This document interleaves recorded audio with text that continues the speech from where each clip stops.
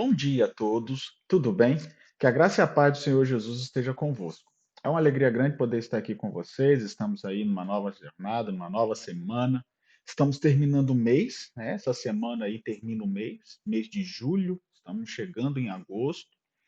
Algumas coisas estão voltando ao normal ou ao novo normal, né? As igrejas estão abrindo, os irmãos estão vindo, pelo menos aqui na nossa região.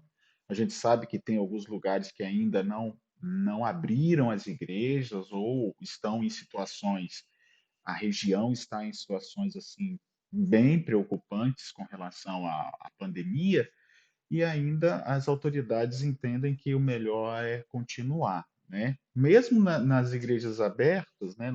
Falando aí no meu caso, nos cultos de sábado, agora vai voltar também os cultos de domingo e nas quartas, álcool em gel, né? Máscara. Então, a partir de agosto agora vai ter domingo também, às quartas-feiras. Então, sabe, ainda assim tem que a recomendação é ficar um pouco separado, mas a gente sabe que aí vai depender das pessoas, né? Das pessoas, mas a gente orienta, os bancos precisam estar. Então, queridos, diante dessa normalidade ou novo normal que está acontecendo, estamos ainda aí fazendo a nossa meditação aí, todo dia falando sobre textos difíceis ainda tem bastante textos aí, sempre tem um ou outro que me manda uma mensagem, pastor, só podia falar sobre isso. E eu tenho algumas textos, na verdade, títulos, né, de vamos dizer assim, de ideias, de perguntas, sobre esse texto, sobre esse, sobre aquele. E eu tenho aqui os títulos, né, para a gente procurar e procurar o texto. Por exemplo, tem um livro, uma apostila de um antigo professor de teologia chamado Pedro Apolinário. Eu não tenho essa apostila. Eu tenho as perguntas. Que perguntas? Dos textos difíceis. Eu não tenho a explicação dele especificamente, né? Era um professor de idiomas, né? Dos pastores mais antigos. Eu não tive, já li coisas do pastor Pedro Apolinário e era uma apostila de textos difíceis, mas eu não tenho a apostila. O que eu tenho é as perguntas, né? O que que era isso, aquilo, como entender essa passagem. E eu achei interessante. Falei, eu vou pegar essas passagens e eu mesmo vou estar estudando aí, buscando para poder responder. E o texto de hoje tem a ver com uma pedra. Como entender a passagem de Mateus, capítulo 16, verso 15 a 19? Quem é a pedra? É Pedro ou é Cristo? É lógico que para muita gente vai ser simplesmente não, Jesus é a pedra. Mas o nome Pedro quer dizer pedra também. E nessa passagem parece mostrar algo que seja Pedro. Mas é Pedro ou é Jesus? Note que a mensagem de hoje não é para simplesmente menosprezar ou desprezar uma parte da cristandade que acredita que essa pedra é Pedro, tá? E o que eu quero deixar aqui que Pedro, Tiago, João, sabe, todos os apóstolos, há alguém maior do que eles, que é Jesus Cristo. Então é isso que eu quero deixar aqui na minha mensagem.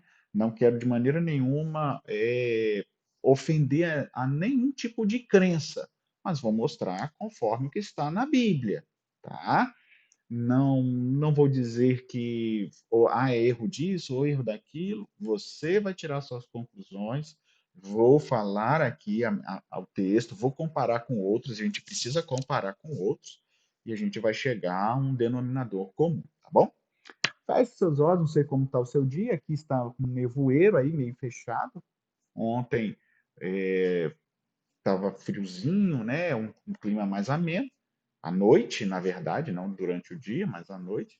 Mas feche seus olhos, vamos orar ao Senhor. Bondoso Deus, Pai querido, estamos aí, nós vamos estudar o texto de Mateus, capítulo 16, em que Jesus fala de Pedro ali. Nos ajude a entender quem é a pedra. Se é Jesus, se é Pedro, mesmo que o nome Pedro signifique pedra. Então, em que foi edificada a igreja, Senhor? Nos ajude a entender isso. Te pedimos essas bênçãos em nome de Jesus. Amém. Uma coisa que eu quero deixar bem claro aqui, queridos, tá? Obviamente, você vai imaginar assim, não, o pastor já crê que é Jesus, porque o texto vai falar de quem foi a pedra, sobre que fundamento foi fundada a igreja. Eu creio que seja Jesus, tá? Mas uma coisa é certa, a igreja, ela tem poder para enfrentar o inferno. É isso que diz o texto, tá? Então, independente de quem está ou não está, lógico, tem gente que usa a expressão Pedro para dizer que é ele que edificou, e esta igreja tem poder para enfrentar os portais do inferno, né? As portas do inferno não vão prevalecer. Queridos, as portas do inferno não vão prevalecer por essa igreja, porque Deus está acima cuidando desta igreja. Então, uma coisa é certa, ou é Pedro ou é Jesus, uma coisa é certa. As portas do inferno, os portais do inferno não podem prevalecer sobre a igreja de Deus. A igreja de Deus, a verdadeira igreja, que aí é todos os seres humanos, nós vamos ler isso aqui. Não é simplesmente uma entidade, que é muito mais fácil, né? Não, é essa entidade. É essa entidade. Então, não é bem assim. Mesmo que haja uma entidade, né, uma instituição que diga que tem a verdade, presta bem atenção no que eu quero dizer, porque eu sigo numa instituição que diz ter a verdade também.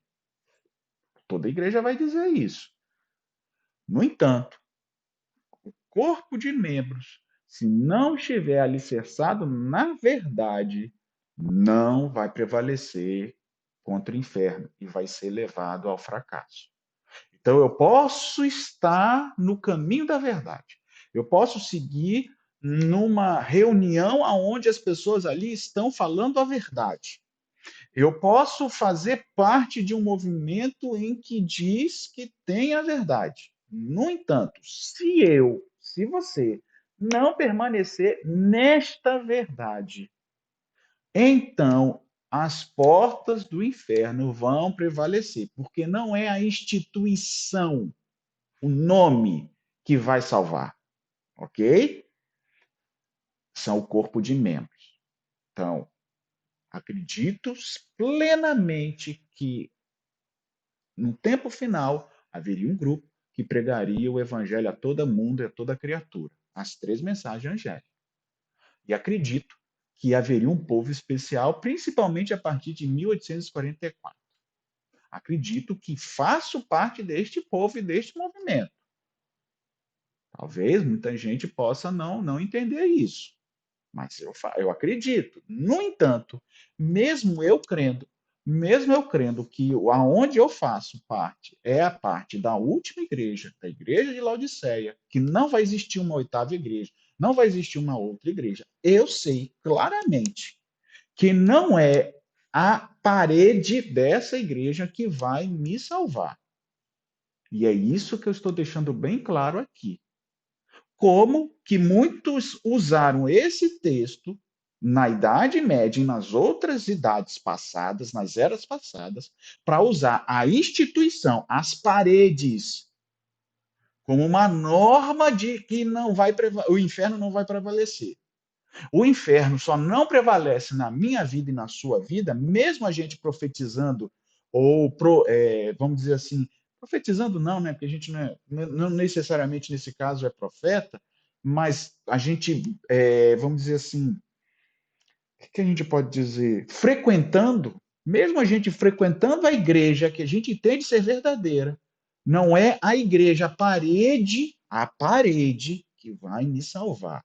A instituição não vai me salvar. Como não vai salvar ser filho de Abraão, simplesmente. A instituição, como os israelitas, porque os israelitas caíram no mesmo erro. A igreja que durou, perdurou a Idade Média todinha, que durou desde a era apostólica e dura até hoje, você sabe qual é a igreja, eu também sei, caiu neste mesmo erro. Vou excomungar, eu tenho poder para jogar fora. Note que eu estou falando, porque o tema de hoje eu vou falar a parte um e a parte 2. Eu preciso dar essa introdução, talvez maior. Por quê, queridos? Porque eu não estou aqui para falar contra a igreja A, contra a igreja B. Eu entendo, eu entendo que tem muita gente sincera em todas as igrejas. E o simples fato de eu achar, não vou dizer que eu acho, né? Eu tenho certeza. É diferente, não é só eu achar. Ter certeza de estar fazendo parte de um grupo que tem uma missão, uma verdade para falar a este povo, não me faz alguém especial ou melhor do que os outros. O que eu quero dizer por menores? Eu sou pastor da Igreja Adventista do Sétimo Dia, certo? Eu não estou dizendo que a minha igreja é superior às outras. Acredito que a mensagem da minha igreja é uma mensagem relevante para este tempo e que as outras não têm. Vocês entenderam bem o que eu estou querendo dizer? Com profundo carinho. Tenho amigos de outras denominações, conhecidos, pessoas que me conhecem. Então, eu creio que a minha igreja tem uma mensagem relevante, não é irrelevante, uma mensagem relevante para esses últimos dias. Uma delas é o sábado, mas não é só isso. Mas temos uma mensagem relevante para esses últimos dias que as demais denominações cristãs não têm. No entanto, não é isso que me faz ser melhor. Eu não sou melhor. Ninguém da minha igreja é melhor também. Todo verdadeiro teólogo da minha igreja, Adventista Sétimo Dia, se você perguntar, você se acha melhor? Pergunte para Leandro Quadros, pergunte para outros pastores, pastor Fernando Iglesias, outros que aparecem na televisão, na Rede Novo Tempo. Pergunta, vocês são melhores? Todos eles vão dizer, não, não somos melhores. Temos uma mensagem importante para esses últimos dias. Então, o que eu quero dizer para vocês é o seguinte, eu tenho certeza plena que faço parte de um movimento verdadeiro, mas não é por eu estar fazendo parte deste movimento de quatro paredes, desta instituição, que eu serei salvo. Porque se for assim, então a salvação é só dos adventistas. Ou durante a Idade Média, a salvação era só pela Igreja Católica. Então, não. A salvação é dada a toda criatura que aceitar a pessoa de Jesus Cristo. Mas como entender essa mensagem aqui de Pedro? Porque Pedro recebeu algo. Uma coisa é certa, queridos. Eu acredito em Jesus, não em Pedro como sendo a edificação. Esse texto, e a gente vai traduzir ele por isso. No entanto, uma coisa é certa: Deus deu algo a Pedro. Claro, ali está escrito claramente, e que a gente não dá valor. Lógico, Pedro não simplesmente é a pessoa de Pedro, só, morreu nele, sabe? Mas no que ele representa. Jesus, quando depois da morte e ressurreição, Jesus chamou Pedro. Pedro tinha negado Jesus. Pedro, apacenta as minhas ovelhas. Jesus recolocou ou colocou novamente Pedro, Pedro, apacenta as minhas ovelhas. Reconduziu Pedro de novo, novamente, né? Redundante, mas reconduziu Pedro para o cargo de ser líder do povo, ok? Diante dessas conclusões, por favor, primeiro, eu não estou querendo dizer também que quem faz parte da igreja não vai se salvar, não estou dizendo nada disso. A gente não pode se agarrar a nome. Eu sei que muita gente, quando fala, eu não preciso de nome de igreja, está debochando dos nomes. Eu não tenho quando eu estou falando isso, eu não estou debochando dos nomes de igreja nenhuma, nem da minha igreja. Eu recebo dela, eu trabalho para ela, trabalho para o Senhor, é verdade. Eu recebi o chamado do Senhor. Não foi a igreja A ou B que me chamou. Eu senti o chamado do Senhor. Mas eu faço parte de uma instituição e eu recebo dela. Como, como eu vou dizer que isso não é importante? É importante. Do mesmo jeito que para muitos crentes que frequentam as suas igrejas, a sua igreja é importante, sim. Como eu vou dizer que não é importante? Lógico que é importante. No entanto, queridos, nós precisamos ver a mensagem que a gente está falando. A mensagem que você, aonde você está frequentando, está falando. Os tempos estão acabando. Jesus está voltando. A sua mensagem, a mensagem da onde você frequenta, está ensinando o povo a se preparar para a volta do Senhor? Porque se não está, você precisa procurar a mensagem. Não é a instituição, as quatro paredes que vai me salvar. Assim como não era simplesmente estar dentro dos muros de Jerusalém que estava salvo. Para os judeus, bastava ser filho de Abraão que estava salvo. A Bíblia diz: eu faço das pedras filhos de Abraão. Então, queridos, não podemos nos agarrar às instituições. Não podemos agarrar às instituições. Mas não estou falando de um espírito de independência, como se Deus, desculpa eu usar essa expressão, que eu li num livro, como se Deus estivesse na cabana. Deus não está na cabana. Pastor, essa expressão vem do contexto do livro. O livro ali é bom, fala de Deus, fala. Mas ao final deixa uma ideia: Deus não está em igreja nenhuma. Deus está em qualquer lugar. Se Deus realmente não é o panteísmo ali que eles estão falando, mas o objetivo ali é de tirar da sua mente frequentar a igreja. E não é isso que eu quero tirar, não. Você precisa frequentar. A Bíblia diz que você precisa. É instituição de homens? Tem homens corrompidos? Tem. Em qualquer lugar? Tem. Mas se você estiver fiel com Deus, você não será corrompido. Você vai enxergar os erros e não vai praticar. Essa questão de praticar, o fato de A ou B errar, não quer dizer que você precisa. Então, Deus não só está na cabana, ele está na minha casa, ele está na sua casa, mas existe um local chamado casa de Deus.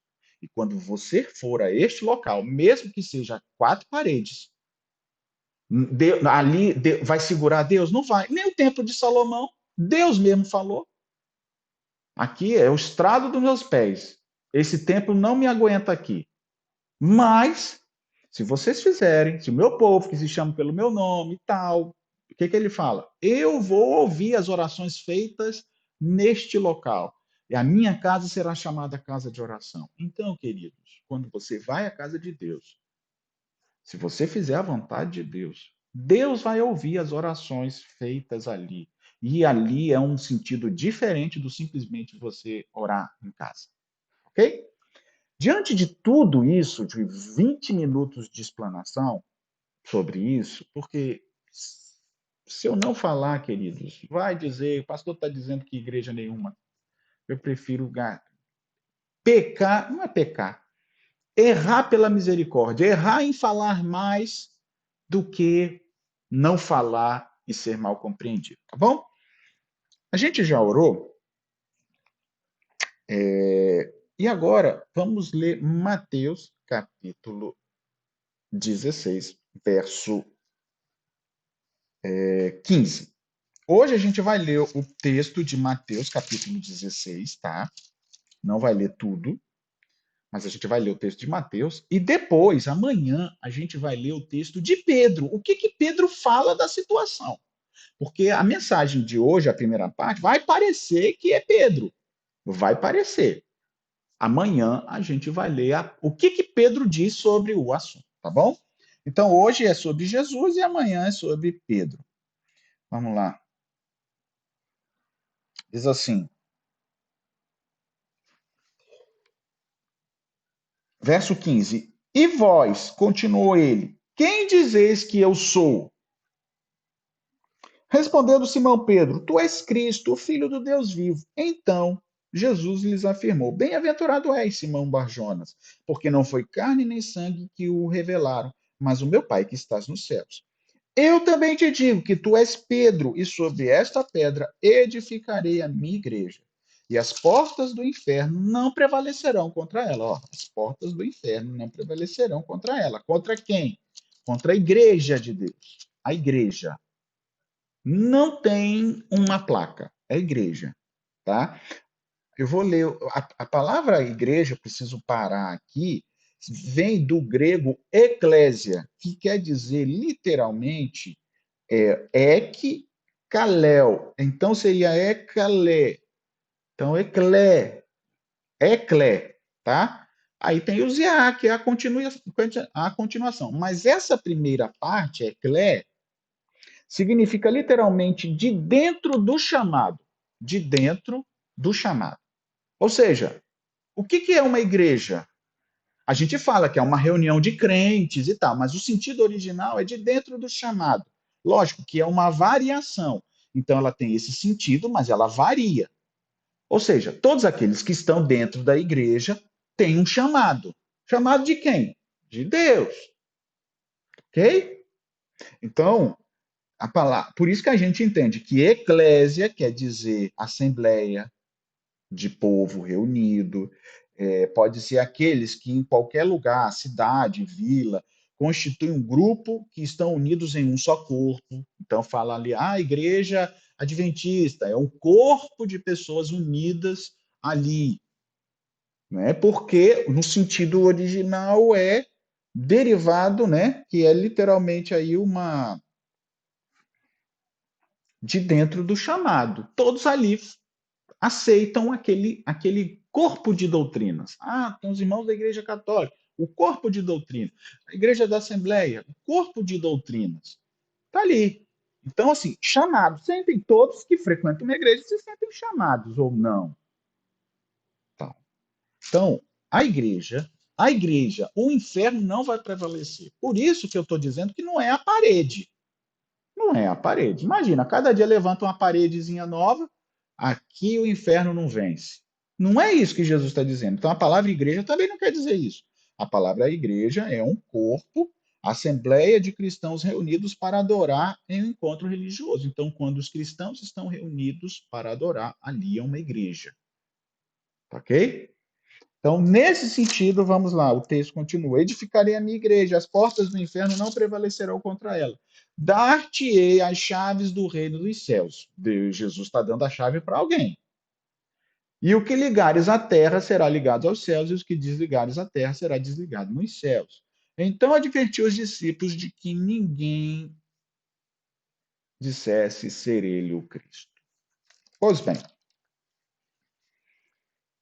o verso 15, que é o verso 17, né, ou 18, ó, o verso 15 Jesus pergunta, o verso 16 Pedro diz. Qual era o contexto ali, queridos? O contexto ali era o filho do homem. Olha só, verso 13. Jesus perguntou aos seus discípulos, né? Quem diz o povo ser o filho do homem? Então Jesus estava querendo saber pelos discípulos. O que o povo diz quem é o filho do homem? Aí foram falando, Batista, Elias, Jeremias, algum dos profetas, tal. E vocês? O que vocês dizem que eu sou? Ó, o que vocês dizem que eu sou? Então, Jesus está dizendo que ele é o filho do homem. É lógico, ele já disse isso em outras vezes, mas agora ele está perguntando aos discípulos. Então, o contexto de toda a história é filho do homem, filho do homem, não é sobre seres humanos, ok? Comuns, porque o filho do homem é um ser humano, vem em forma humana, mas não é uma coisa comum, não é alguém comum, não é alguém qualquer, tá Bom, então no verso 13, Jesus pergunta o que o povo diz quem é o Filho do Homem. No verso 15, Jesus pergunta o que os discípulos acham dele, porque ele é o Filho do Homem, ok? Então responde Pedro. Olha só. Respondeu-lhe Simão Pedro: Tu és o Cristo, o Filho de Deus vivo. O Cristo aí é ungido. Tu és o ungido. Aí, essa expressão você lembra dos textos de Isaías, quando fala do Senhor. Disse o Senhor a meu Senhor, está no livro de Salmos. Fala do servo sofredor em Isaías 53, é ungido, filho de Deus, que a gente chama de filho de Deus, então ungido. Então, tu és o ungido, o filho do Deus vivo. Então, verso 17, disse-lhe Simão, então Jesus lhe afirmou, bem-aventurados, ou seja, você é feliz, Simão, Bar Jonas, filho de Jonas, porque não foi a carne nem o sangue, ou seja, não foi o seu conhecimento intelectual que te revelou, mas foi o meu Pai que está nos céus. Ou seja, pelo Espírito Santo, por Deus, você revelou isso. Que eu sou o ungido. Ok? Que o filho do homem seria o ungido. Ponto. Aí vem o texto que veio toda uma cristandade atrás. Também eu te digo que tu és Pedro, e sobre esta pedra edificarei a minha igreja. E as portas do inferno não prevalecerão contra ela. Dar-te-ei as chaves do reino dos céus, e o que ligares à terra será ligado aos céus, e o que desligares à terra será desligado nos céus. Bem, quando a gente vê essa parte aqui, o que a gente pode entender? Por que há uma ideia sobre Pedro? Porque a expressão Pedro é no grego, literalmente, Petros. Petros. O nome Pedro quer dizer Petros. Que quer dizer pedra, rocha. Está aqui. E quando Jesus fala sobre esta pedra edificarei a minha igreja, a palavra pedra é Petra. Vem do mesmo sentido de Petros. Então, será, Jesus está fazendo um jogo de palavras? Sim. Mas alguém pode dizer, e diz, né, que não foi só um jogo de palavras. Foi um jogo de palavras justamente para mostrar que foi Pedro. E aí usa o texto dizendo o seguinte, que vai dar as chaves do reino dos céus. Então, olha só, a igreja não tem as chaves. Ela recebeu de alguém. Quando você recebe de alguém, você não é seu, é de alguém. Ah, mas é Pedro que recebeu e entregou à igreja. Porque, né, no original, vamos dizer assim, dar-te as chaves do reino dos céus. Jesus está falando para Pedro. Então, vai pegar a chave, vai, toma aqui, Pedro. Então é Pedro, né? O que ligares na terra será ligado nos céus. O que desligares na terra será desligado nos céus. Esse aqui é um texto que Jesus fala lá em Mateus, aqui um pouquinho mais na frente. Mateus 18, olha só. Verso 18. Em verdade vos digo que tudo que ligares na terra será ligado nos céus, e tudo que desligares na terra será desligado nos céus. E eu também vos digo, verso 19, que dentre vós, sobre a terra, concordarem a respeito de qualquer coisa que pedirem, ser-lhes-á concedida pelo meu Pai. Então, quando você lê o texto de Mateus 18, 18 e 19, ou seja, um pouquinho depois, você entende que essas chaves, que têm poder para desligar ou ligar da terra e do céu, não é a pessoa de Pedro, ok? Ele representa, sim, Deus deu a chave para ele, mas é dele, de Deus. Mas não é que Pedro tinha o poder para isso. Esse não é o problema em si, o problema é o outro. Sobre essa pedra edificarei. Eu vou chegar lá. Primeiro estou explicando essa outra parte, porque amanhã eu não vou falar dela. Eu vou falar só da outra, da pedra. Petros e Pedro. Então, nesse contexto aqui, quando você lê Mateus 16, 15 a 20, O verso 19 lá, o que se é ligado, desligado, porque tem as chaves e tal, você pode entender claramente nos capítulos seguintes, ó, no capítulo 18, 2 capítulos depois, Jesus usando, e não está falando para Pedro agora aqui, ele está falando de maneira geral. Então, é a igreja de Deus, quando anda em conformidade com a palavra de Deus, quando o corpo de crente anda em conformidade, está aqui. Porque ele está falando da igreja viva, não é do templo, não é igual Israel, o povo de Israel, os verdadeiros são aqueles que serviram ao Senhor, não é só quem era da linhagem de Abraão. Então, às vezes a gente está num povo de Israel, como a gente fala, né, costumeiramente falando, e a gente se agarra a isso. E vai ser salvo por isso. E cuidado, não é bem assim. Não é simplesmente a instituição. Não é porque eu nasci do sangue de Abraão, eu estou salvo. Não é porque eu estou na igreja adventista que eu sou salvo. Porque eu sou na igreja católica que eu fui salvo. Não. Mesmo que a sua igreja hoje exerça profeticamente aquilo que o povo de Israel exercia no passado, nem o povo de Israel, nem você vai se salvar por ser de carne. Ok? Simplesmente por ter nascido. Meu filho não vai se salvar simplesmente porque ele nasceu no meio, na igreja. Ah, nasceu no hospital, mas a gente diz que é adventista de berço. Ah, porque ele é desde pequenininho. Não, é porque tem que estudar. Ele batizou, mas ele tem que crescer no caminho. Tem que permanecer no caminho, tá bom? Então, nesse contexto aqui, a gente vê claramente que a igreja fazendo isso, ela liga e desliga. Agora, se não fizer da maneira como Jesus está dizendo, não desliga aqui e desliga lá em cima, não. Só desliga lá em cima ou liga lá em cima se for feito aqui. Aqui embaixo, os homens ligam, desligam do jeito que quiserem. No entanto, lá em cima. Não é porque a chave está com a gente. Quer dizer, a chave está com a igreja A, com a igreja B. Não. Está com o corpo de crentes reunidos. Jesus é claro aqui. Tá vendo? E essas chaves, para você não ter dúvida de quem tem as chaves, por que, que o inferno não vai prevalecer contra a igreja? Né? Em Apocalipse capítulo 1, verso 18, diz assim, 17 e 18. Quando eu vi cair aos seus pés como morto, ele disse, não temas. Ele pôs sobre mim a mão direita, perdão, aqui, a mão direita, dizendo, não temas, eu sou o primeiro e o último, aquele que vive e estive morto, mas vive pelos séculos de séculos. Eu tenho as chaves da morte e do inferno. Então, quem tem as chaves da morte? Cristo. Da morte e do inferno. E ele, que tem o poder e tem as chaves da morte e do inferno, entrega, não está simplesmente passando o reinado, ele entrega para a igreja, a Pedro, que representa também a igreja, porque eu li aqui, porque se for tomar a pé da letra, no Mateus capítulo 18 tinha que estar Pedro ali também, não está? Então, é a igreja, a instituição. Ok?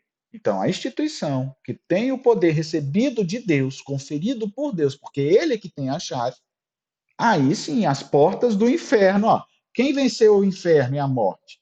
Foi Jesus. Por que, que a morte e o inferno não enfrenta a igreja? As portas do inferno não prevalecem contra a igreja, porque Cristo está nela. Ok? Bem, pastor, mas então já consegue explicar. Sim, eu consigo explicar um pouco a primeira parte do problema, se é que a gente pode dizer assim. Não é problema. Mas eu quero ler o seguinte, porque quando a gente traduz para o original, pode significar duas coisas. E é aqui que eu quero terminar para te deixar com a vontade de você assistir amanhã, tá bom? Olha só, eu traduzi o verso.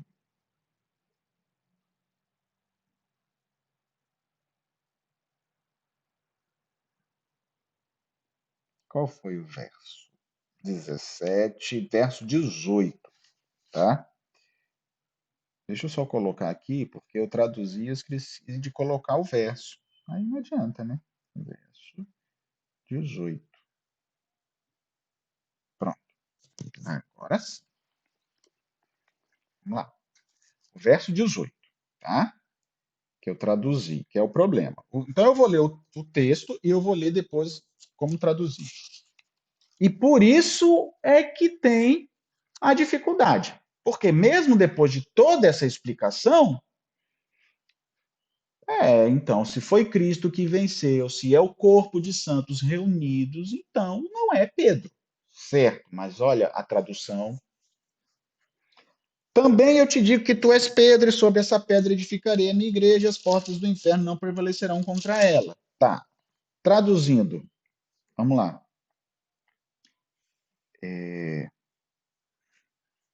Vamos lá. Verso 18, ok, queridos? Eu, do mesmo modo, falo para ti. Quando está dizendo assim, também eu te digo, no original é Jesus falando. Eu também, perdão, eu do mesmo modo falo para ti, afirmo para ti, para quem quer, para quem quiser, tu és Pedro. Então eu vou ler de novo. Eu, do mesmo modo, para ti afirmo, para quem quiser, para quem quer, ou seja, para quem quiser ouvir, tu és Pedro, Petros. E em cima de, ou sobre esta, aquela pedra, construirei, edificarei a minha igreja. E os portais do inferno e a morte não prevalecerão contra, ou seja, não serão superiores em força a ela mesma. E por isso que eu li o texto de Apocalipse, porque, é claro, não é só as portas do inferno, as portas do inferno e da morte. Quem venceu o inferno e a morte? Eu tenho as chaves da morte e do inferno. Jesus. Então, é ele, tá? Mas qual é o problema? É justamente sobre esta pedra. Porque esta pedra, no original, pode significar em cima desta pedra ou sobre aquela pedra. E qual é o problema, pastor? Você não viu nenhum? Eu vi, claramente. Claramente. Primeiro, esta ou aquela. Aquela a gente entende que é algo, né? Aquela e esta. Quando Jesus fala, tu és Pedro, e você usa a expressão esta, tem pronome, né, demonstrativo, esta, né, é isso? A esta, aquele. Esta está mais voltado para quem? Para mais próximo, pelo menos é assim, né? Parece. E aquela? Aquela lá. Então, no original, pode significar ou em cima desta pedra. Se é em cima desta pedra, aí está traduzido por sobre esta pedra. Qual é a pedra que ele está falando? Acabou de falar de Pedro. Eu não tenho o que fugir. Se for sobre esta pedra, ou em cima da pedra, né? Como eu traduzi? Em cima desta pedra, por mais que eu queira falar de Jesus, pode parecer pedra Pedro, porque a palavra Pedro é pedra. Aí é o problema. Só que a mesma palavra que pode ser traduzida por, cadê? Em cima desta pedra, olha só, você é Pedro, e em cima desta pedra vou edificar a minha igreja. Entende o sentido? Vou afirmar para quem quiser: tu és Pedro, e sobre esta pedra edificarei a minha igreja. Tá no original assim, tá traduzido assim. Olha só. Tu és Pedro, e sobre esta pedra edificarei a minha igreja. No original, pode ser assim: Eu afirmo eu do mesmo modo afirmo para ti, para quem quiser, tu és Pedro, e em cima desta pedra edificarei, construirei a minha igreja. Esse em cima dessa pedra que é Pedro. Então é Pedro. E aí? Agora, a mesma expressão em cima desta pedra, porque o nome dele é pedra também, pode a mesma, porque pode ser um ou outro. E não tem. Olha, você pode ler os dicionários, você pode. Por que eu estou falando isso? Porque, queridos, eu busquei, tá? Eu não fico respondendo, eu não fico na dúvida e falo aquilo que precisa ser falado, porque. Não. Eu busquei, não tem, não tem. A palavra quer dizer ou um ou outro. Ah, o contexto, sim, mas ela pode dizer o um ou outro. Por isso que eu preciso ler amanhã a resposta de Pedro. O que que Pedro fala disso? Porque se não for a resposta de Pedro com esse texto, pode também significar que pode edificar alguma coisa sobre Pedro. Porque no original pode ser um ou o outro. Eu tenho 50% de um lado ou de outro, porque pode ser um ou outro. Não, eu não vou colocar Pedro, porque Pedro é homem. Eu vou colocar Jesus. Tudo bem? Mas o original pode me dar o outro. Então eu não posso ignorar isso. Ok? É isso? Eu estou querendo ser sincero. Não estou querendo também. Será que eu estou na igreja errada? Não. Puxa. A gente vai ver o que, que Pedro fala sobre isso. Porque não é possível. Se Jesus disse, Pedro, é em você que eu vou edificar a igreja, ele precisa falar alguma coisa disso na Bíblia. Concorda comigo? Seja sincero. Ele precisa dar alguma dica sobre isso. E ele disse claramente o que, que é essa pedra. Quem é essa pedra? A gente vai ler amanhã, tá?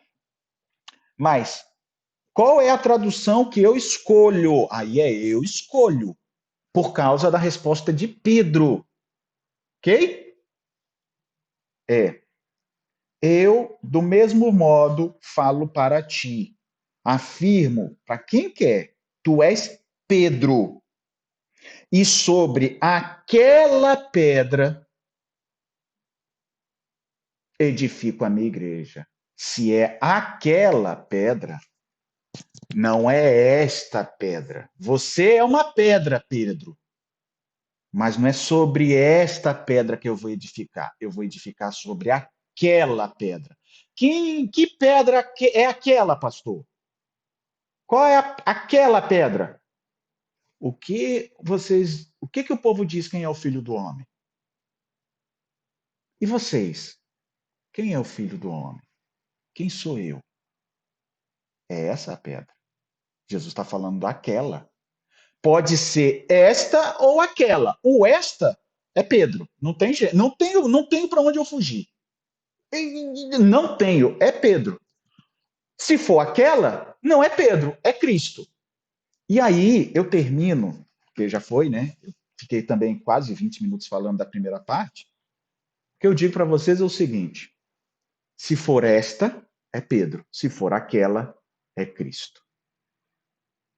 Ok? Eu termino agora este primeiro momento. Você vai estar em dúvida? Eu não tenho dúvidas. É sobre aquela. Mas amanhã a gente vai ler sobre isso. Eu não vou nem dizer qual é o texto. Muitos já vão saber e vão buscar lá o texto. Mas eu vou ler amanhã sobre Pedro. E o que ele fala, se é esta ou aquela. Tudo bem, queridos? Que Deus abençoe você. Mas independente se é esta ou aquela,